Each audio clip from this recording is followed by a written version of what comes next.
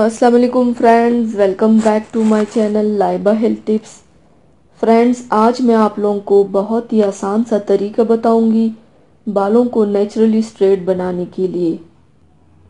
زیادہ تر ہم اپنے بالوں میں ہیئر اسٹریٹنر استعمال کرتے ہیں، پر ہیئر اسٹریٹنر کرنے کی کچھ سائیڈ ایفیکٹس ہیں، جیسے ہیئر ڈیمیج ہو جاتے ہیں، ہیئر فال، ایکسیسو ڈرائنیس اور کچھ لوگوں کو تو الرجی ری ایکشن ہو جاتا ہے۔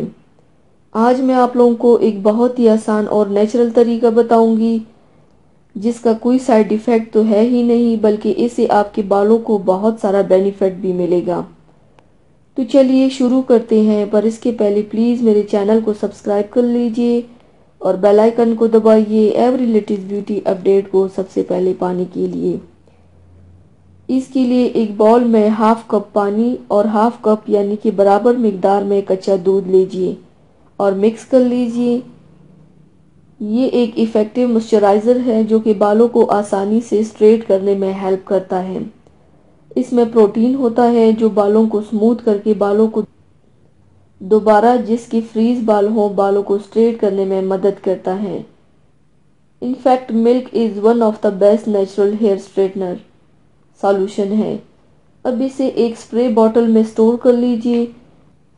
اگر آپ کوکونٹ ملک یا پھر ایکسٹرا کریمی تھک ملک استعمال کریں گے تو آپ کو زیادہ اچھا ریزلٹ دے گا۔